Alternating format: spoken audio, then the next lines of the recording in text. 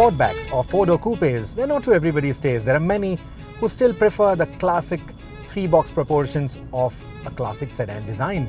But if you ask me, the four-door coupes, they look so much better, so much sportier than their classic counterparts. We have quite a few examples. We have the CLA, the CLS. We also have the Audi A7, which despite its age, looks so beautiful and sporty even today. And now there's another good looker that joins the family. It is the Audi A5. And that is what I'm driving right now.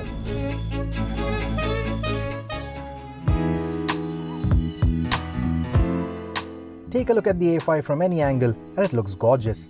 That is partly because it's not every day that you see a new age Audi being so full of curves and sweeping lines. Certainly not one that has four doors. To me, the prettiest angle to view the A5 from is at the back. The Sportback body style gives it the coupe roofline that flows into the well-defined haunches. The prominent creases and the sharply cut taillights and headlights give the A5 its athletic stance. Though it is based on the A4, you won't mistake the A5 for a typical four-door sedan, even in a passing glance. Compared to the previous A5, which was brought to India in the Go Faster S5 guise, the new A5 not only looks sportier, but also previews what the future Audi sedans would look like.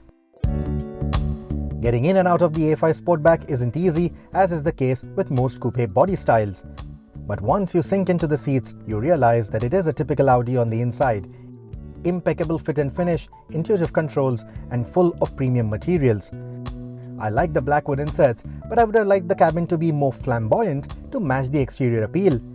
The cabin will remind you of the A4, but feels a tad bit lesser on space, especially at the back. The India spec model comes with an 8-inch infotainment system, but some of its features like the 755-watt Bang & Olufsen audio system or smartphone interfaces like Apple CarPlay and Android Auto are optional. The A5 gets the virtual cockpit as a standard fitment though. Upon launch, the A5 will only be available with one engine option for now. It will be the more popular 2-litre diesel.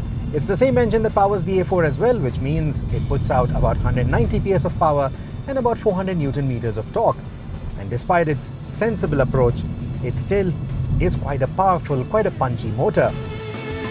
It is one of the best 2-litre diesels in business, not only because of its figures, but also because of its refinement levels. It builds power pretty quickly, while a surge of torque hits you around the 2500 RPM mark. It almost revs as quickly as a petrol motor, but the 4500 RPM red line leaves you wanting for more. The A5 is based on VW's MLB platform, and the engine feeds power to the front wheels despite its longitudinal mounting. There is a bit of torque steer when you accelerate hard, but it is ironed out quite quickly.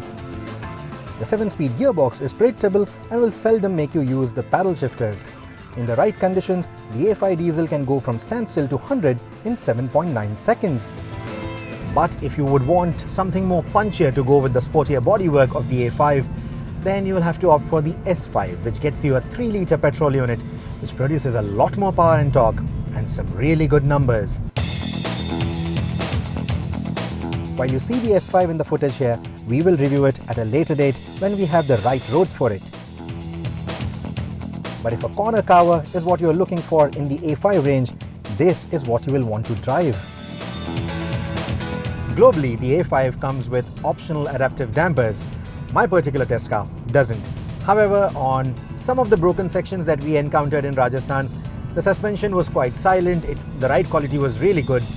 But unfortunately, I've only been driving on arrow straight highways, so I can't really comment on how this vehicle handles around the twisties.